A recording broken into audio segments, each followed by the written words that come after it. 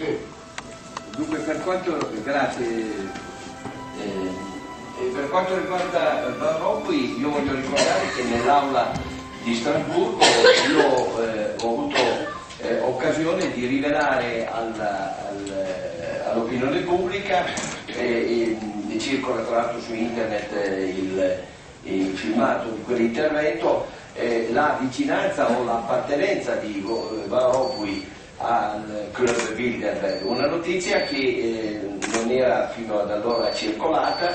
C'è stata una visita preventiva prima della nomina di Van Rompuy e questo si è ripetuto in altre occasioni, cioè questi personaggi spesso devono ricevere, come dire, la benedizione di questi gruppi, la trilaterale o in questo caso del Bilderberg Club, prima di poter assurgere a cariche elevate anche nell'Unione Europea, e questo la dice lunga sulla tesi, e direi conferma la tesi del libro dell'amico Estulin, e cioè che siamo di fronte non solo a gruppi di riflessione, non ci sarebbe alcun male, ma a gruppi di decisione, e sarà molto interessante appunto vedere domani, indipendentemente da chi sarà presente, domani che cosa decideranno, perché alla luce delle rivelazioni di questo e di altri testi su questi centri di potere occulto, appare chiaro che molti politici, anche quelli che siedono molto in alto sulle poltrone europee, sono in realtà dei burattini manovrati dagli organismi del mondialismo occulto. Quindi si tratta più... Forse c'è la seconda risposta. Si tratta di un'investitura, questi arrivano e vengono...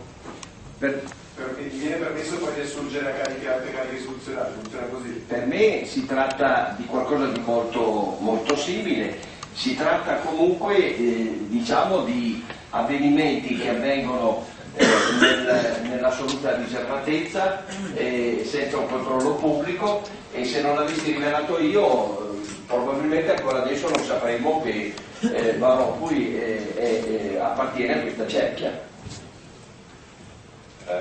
Any other questions, please? Any other questions? This one, with teacher, please, your name and media. Jorge from the Spanish newspaper Amazon. First, two questions, please. First, you said that there is no conspiracy behind this group, Bilderberg group. So I would like to know what is the difference with other groups, like, for example, or other forums, for example, Davos, where all these participants also meet. And second, this is clear technology-driven society, dominated clearly by Google, for example, or by Microsoft, or other big companies. All these companies are having big problems with countries. So does it mean that this conspiracy, that these demands and complaints and struggles between the countries and companies is just a fake, or these companies are the big patriots that you were saying? Well, first of all, the difference between Davos and Bilderberg is that press is invited to Davos, and it's reported in every mainstream publication, and press is not invited to Bilderberg. Only those who actually attend the meeting itself are present, and no one else. And this is very, very strange. That you have the presidents of every European nation, the president of the United States, and the prime minister of Canada in one room, and there's no press outside wanting to know what these people are talking about. You have the royalty on top of that. You have the top 50, 60 CEOs of the leading corporations in the world, and again, there's no one out there. You have all the pomp and all the fair when Davos, which is basically just a talking society, is just a workshop. When you compare it to Bilderberg in terms of heavy weights. And the fact that when David Rockefeller comes anywhere, to promote his book and talk about his ventures, you have 300 journalists wanting to know what he thinks.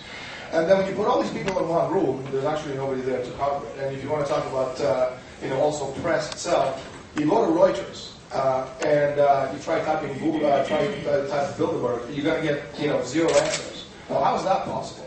But they're not a secret society. Again, there's no conspiracy here. It's not very difficult to understand. But and your second question is, we're seeing right now a general, a breakdown of the world financial system. Actually, the world financial system is dead. What we're seeing right now are the after effects of that, of that death. And the example of that is Europe or Europe. And we've been told that Euro might be saved, which is one of the reasons why We're seeing, $750 billion of illegal money being poured into Greece, but, Maastricht Treaty does not allow that. And we've also been told that Euros failure will bring down the European Union, and of course that's a big lie to scare people. Instead of a weak, dysfunctional European monetary union, we should go back to being independent nation-state republics, the Europe of the fatherlands, as de Gaulle said long, long time ago.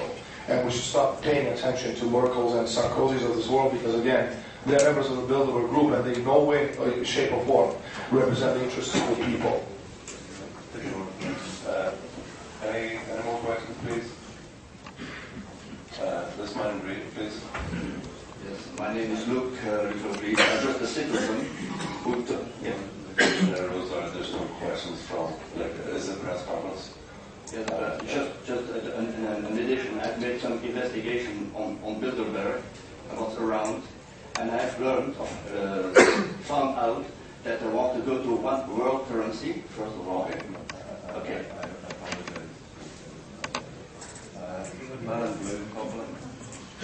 Okay, my name is Joshua from Dutch News Network. Where is the agenda of the Bilderbergers at? You mean the physical agenda of a piece of paper or their final objective? Their stigmatized agenda.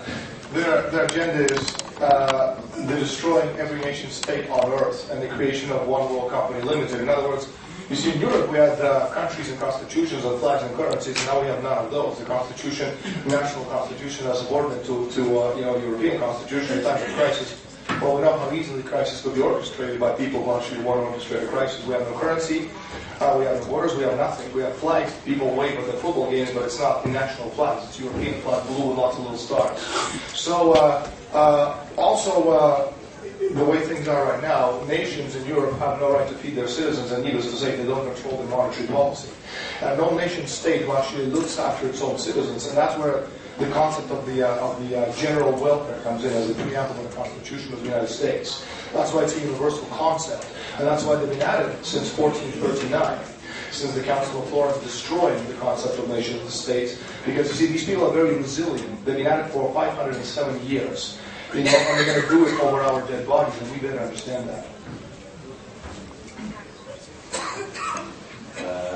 Any other questions? One last question. Andy, please. When we claim to become journalism is when we make extraordinary claims, you should have extraordinary proof. I've not seen anything here that I would actually call hard evidence. Have you got it? Well, this is a press conference. I don't think you give extraordinary proof in a press conference. But I certainly have 120 pages of documents in my book. And every claim I've ever made in the past 15 years is, have always come true. I have a 97% batting average, which, in baseball terms would make me the greatest hitter in history. And, things such as the exact date for the war in Iraq, the oil price going up from 2002 at the end of 2007 to $100 a barrel. I was on like 2 days. That's pretty good as far as a bet. In 2005, I said that oil is going to go by midsummer 2008 to about $150 a barrel. It's going to drop immediately after to about 30. Against every economic prediction in the world. And this is exactly what happened because, again, you have to understand that powerful organizations such as Bilderberg, they have two enemies in this world towards the creation of one world company limited. They are Russia and China. So you destroy China economically by pushing the oil price and manipulate it, which is why I explain in my book, The True Story of the Bilderberg Group, how it's done, this manipulation process. You push it up to $150 a barrel, and you take money out of the economy because everything that's made needs cheap energy. And Russia, which is the opposite extreme, has obviously a lot of energy to go around, and you destroy their economy by taking money out of their hands, by manipulating the price of oil down. These are easy concepts to understand, and also, for example, other concepts which are also easy to understand, such as the international drug trade. You can never, for example, wipe out drug trade because drugs is the lubricant of the entire world economy. That's talking about a $700 billion a year cash business, and all that drug money actually washes itself to Wall Street, which is why if you ever try to legalize it, you destroy the entire world economy. In case you're wondering what brave American and Spanish troops are doing in Afghanistan, well, now you know.